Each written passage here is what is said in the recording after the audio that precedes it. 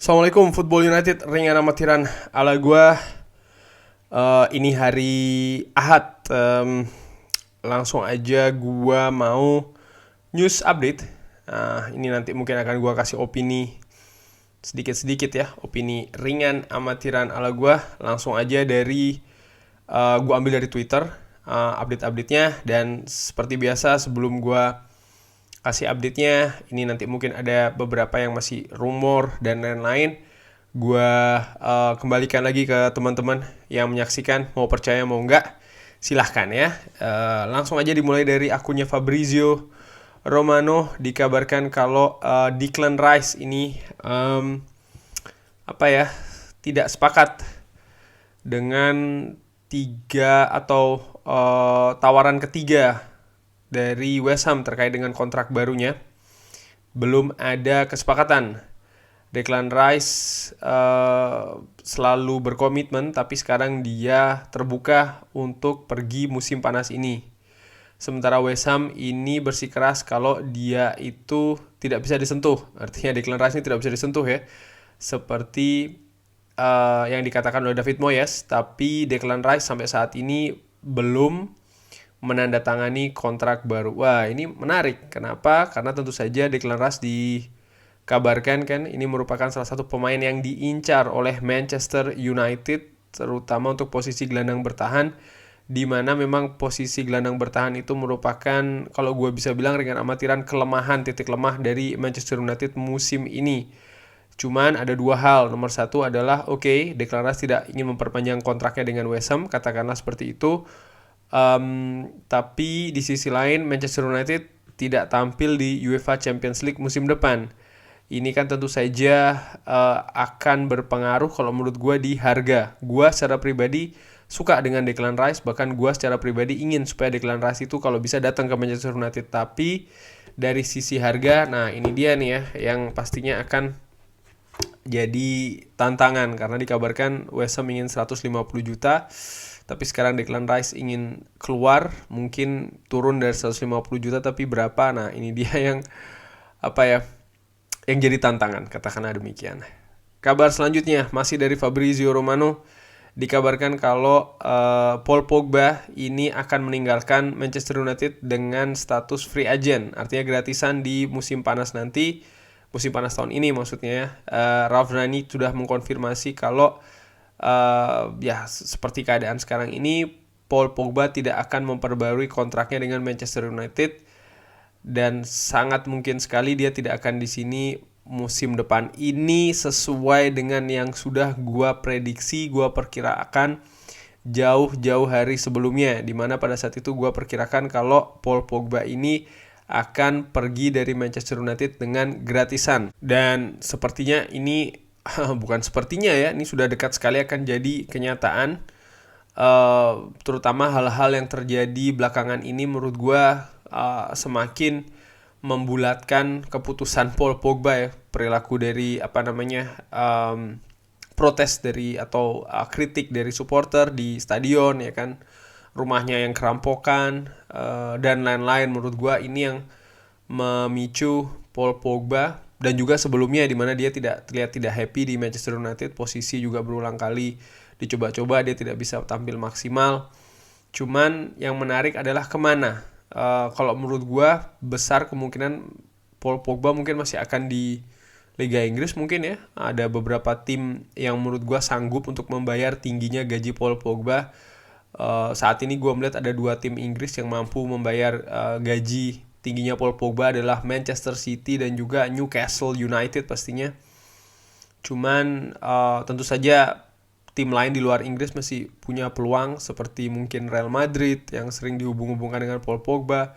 Barcelona pun juga sempat dihubungkan dengan Paul Pogba, maupun Paris Saint-Germain. Tapi kita lihat kemana Paul Pogba. Ya menurut gue sebenarnya tidak begitu penting dia akan kemana. Cuman sekali lagi ini sesuai dengan yang gue perkirakan jauh-jauh hari sebelumnya. Dari Fabrizio Romano, Erik ten Hag mengkonfirmasi kalau punya peran di transfer itu merupakan syarat dari saya. Saya minta ini di depan sebelum saya datang. Kalau klub tidak setuju untuk memberikannya, saya tidak akan mengambil pekerjaan ini. Kita akan bekerja bersama, tapi saya yang mengambil tanggung jawab. Ini artinya memang Erik ten Hag itu meminta power untuk bisa lebih berperan di kegiatan transfer pemain. Walaupun diakui juga ini pekerjaan bersama, tapi dia yang akan yang mengambil tanggung jawab ya. Memang manajer di mana-mana biasanya yang akan mengambil tanggung jawab dari seluruh kinerja klub tim ya secara keseluruhan. Dan ini akan sangat menarik di mana setahu gue ya, manajer-manajer sebelumnya dari Manchester United selepas Sir Alex, terutama selepas David Gill ya, itu perannya tidak begitu absolut di kegiatan transfer. Lebih banyak board management yang berjalan sendiri, walaupun tentu saja ada rekomendasi dari manajer sebelumnya ya. Nah, dengan adanya power ya yang berbeda, artinya punya lebih peran di kegiatan transfer, bukan peran satu-satunya pastinya, tapi punya lebih peran di kegiatan transfer. Ini menarik, Erik ten Hag akan mengambil siapa saja di musim panas nanti. Tapi menurut gue ini salah satu langkah kemajuan, langkah positif pastinya untuk klub ya, terkait dengan pergerakan di bursa transfer. Masih dari Fabrizio Romano,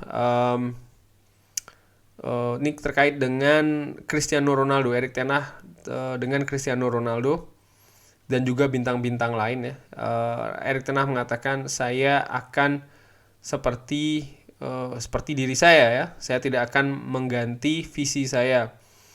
Saya akan memberitahu pemain-pemain besar tugas-tugas mereka.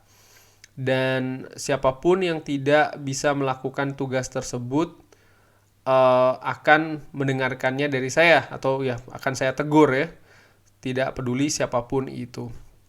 Ini menarik, ini menurut gua sangat Belanda banget ya. Dimana kalau orang Belanda itu mungkin kalau yang gua tahu dari pengalaman gua adalah memang kalau ngomong tanpa tedeng-aling-aling, memang straight to the point, nggak pakai muter-muter, benar-benar langsung ke permasalahan. Dan ini kadang mengakibatkan yang namanya kalau orang baperan, nah ini bisa agak sedikit bahaya. Ini pengalaman dari gua ya, artinya kalau terlalu baperan itu juga, tapi mereka benar-benar profesional begitu. Nah, sekarang tinggal bagaimana pendekatan yang dilakukan oleh Erik ten Hag, karena menurut gua kalau terlalu hitam putih ya, pemain Manchester United ada banyak background di sana. Selain orang Inggris sendiri, ada orang Portugis ya kan, ada orang Spanyol dan lain-lain. Dan ini menurut gua butuh pendekatan yang tidak kaku di sana. Manajer-manajer yang sebelumnya menurut gua tipe kayak Louis van Gaal itu juga tipe keras, kaku ya kan, tidak begitu berhasil di dressing room. Jose Mourinho pun juga demikian. Dan menurut gue ini salah satu tantangan yang harus dilakukan oleh Erik ten Hag. Memang kalau kita lihat di atas kertas ya, secara normatif bagus dong dia meminta pemainnya untuk menuruti apa yang dia minta ya.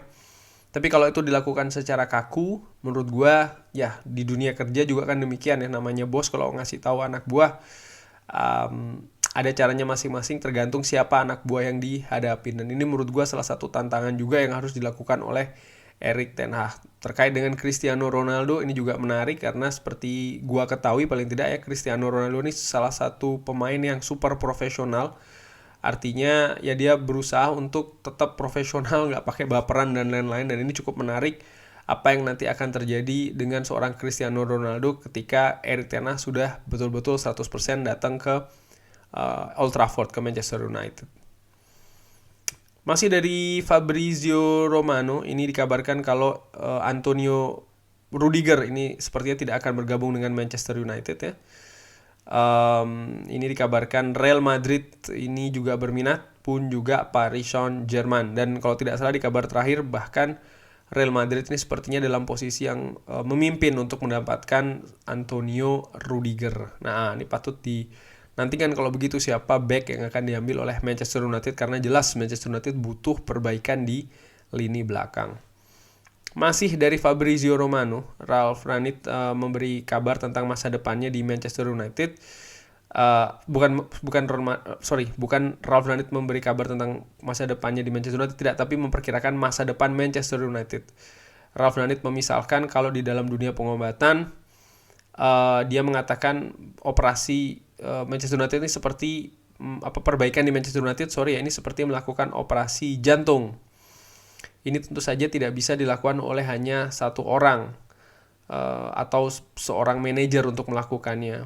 Ya, di banyak area Anda harus punya orang-orang yang top yang bisa bekerja sama dengan baik. Jadi ya gue sepakat sih, masalah di Manchester United ini sudah sangat kompleks.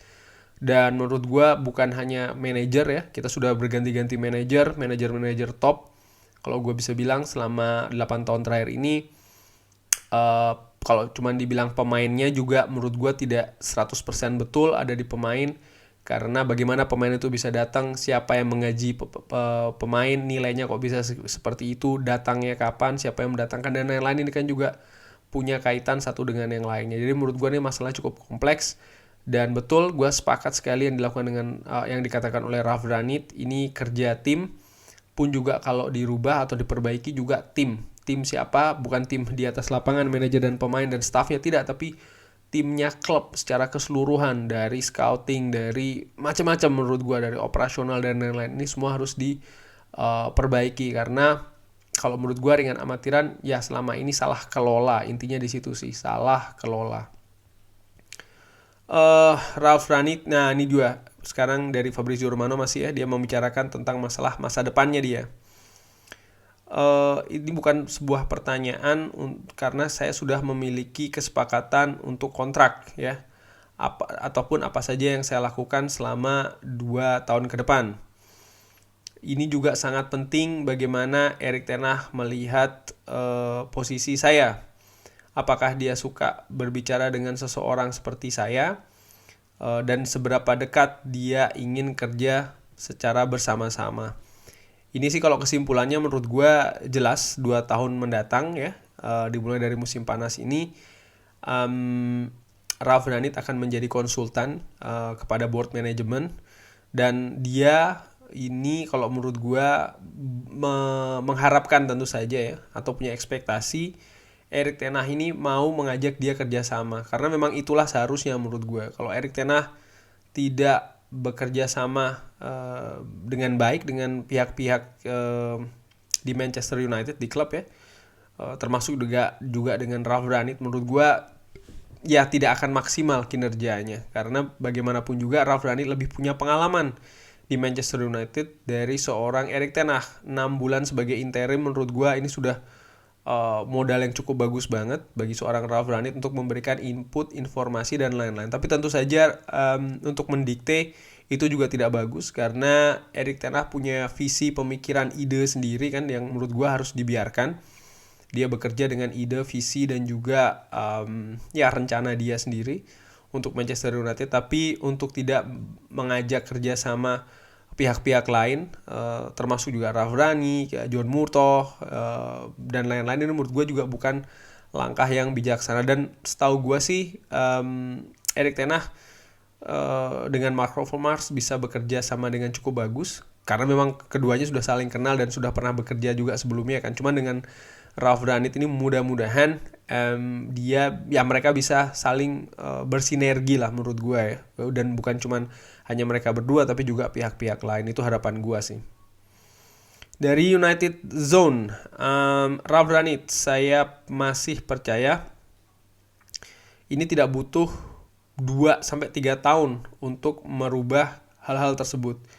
Ini mungkin bisa terjadi dalam 1 tahun, dan di klub lain ini tidak terlalu jauh dari sini yang sudah diperlihatkan, dan itu tidak membutuhkan 3 atau 4 tahun.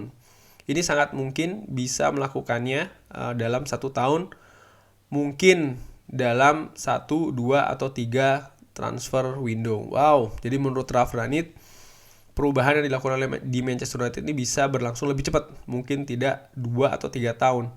Tapi dia tidak mengatakan dalam 1 tahun kan.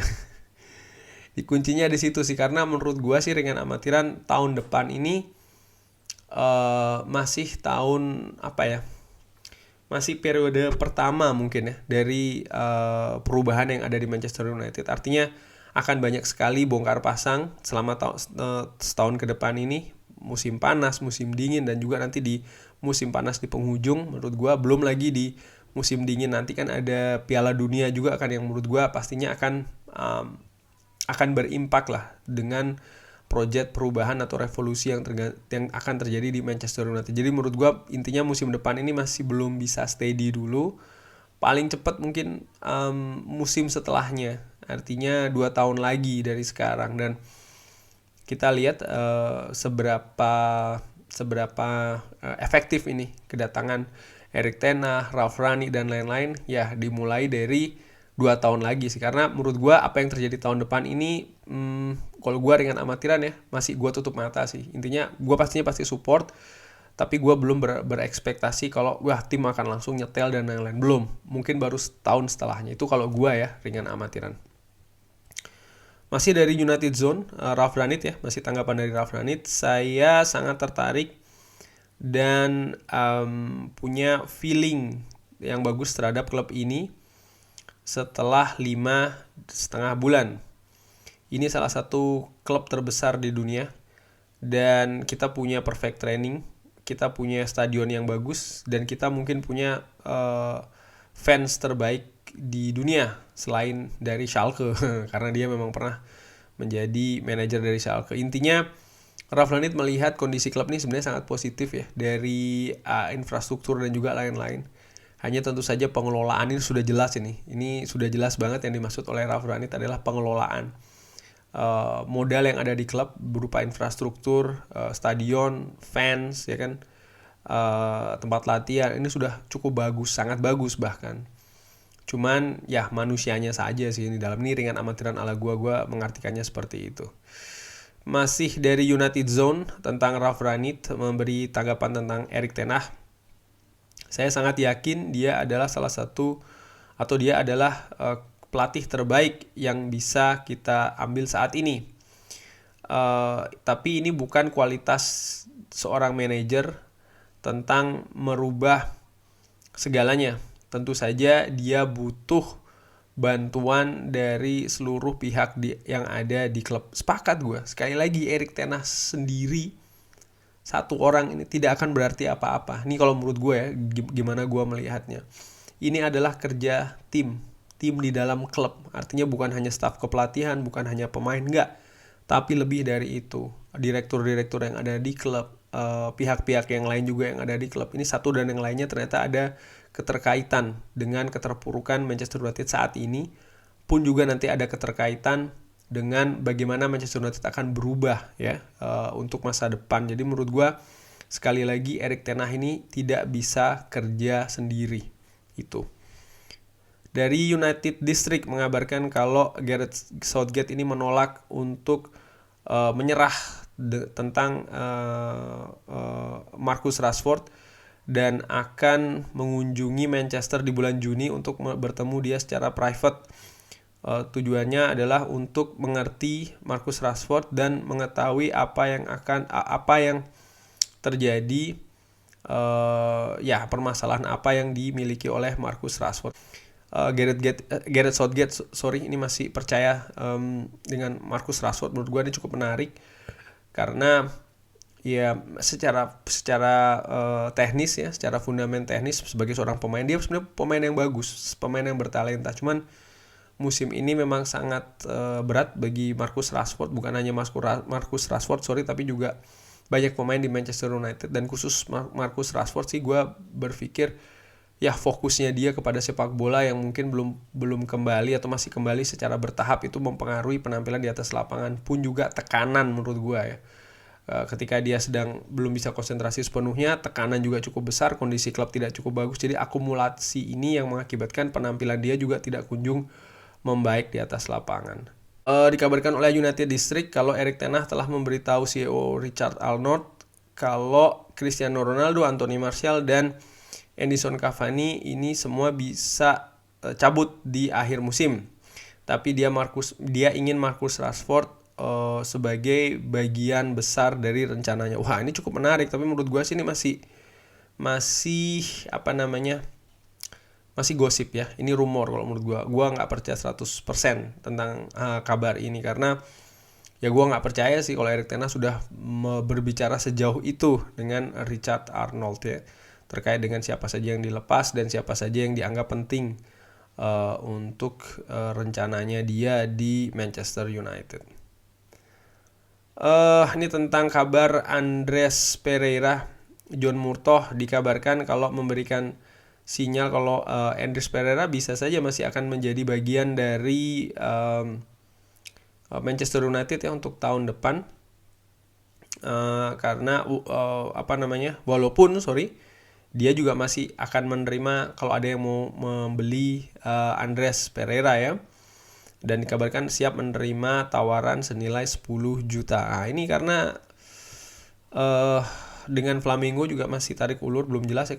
Kabar terakhir katanya sudah deal tapi akhirnya batal lagi. Gue nggak tahu ada apa sejujurnya. Ini cuman cukup menarik kalau seandainya Andreas Pereira kembali ke Manchester United dengan ya dia tentu saja di zamannya Ole Gunnar tidak masuk skema ya kan, dan di zamannya Ralf Rangnick juga tidak dipanggil, dan nanti ketika Erik ten Hag sudah di Manchester United ini cukup menarik kalau Erik ten Hag akan memberikan peran dalam sistemnya bagi seorang Andreas Pereira, dan menurut gue bisa saja terjadi karena sejujurnya sih menurut gue Erik ten Hag bisa saja melakukan hal-hal yang sebelumnya tidak dilakukan oleh manajer sebelumnya ya, seperti kayak mungkin Anthony Martial, Amad Diallo, Facundo Pellistri, termasuk juga Andreas Pereira, Donny van de Beek ya kan. Bisa saja pemain-pemain yang tadinya tidak memiliki peran yang cukup bagus ya di masa sebelumnya, bisa saja di sistemnya Erik ten Hag punya peran yang berbeda. Masih sangat terbuka sih. Kurang lebih demikian news update dari Twitter tentang ya sebagian besar tentang Erik ten Hag, Ralf Rangnick, dan juga Paul Pogba dan Andreas Pereira juga ya.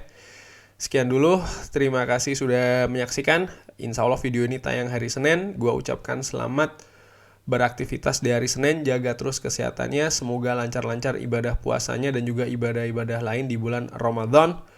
Wassalamualaikum warahmatullahi wabarakatuh. Jangan lupa like, sholat, dan juga subscribe.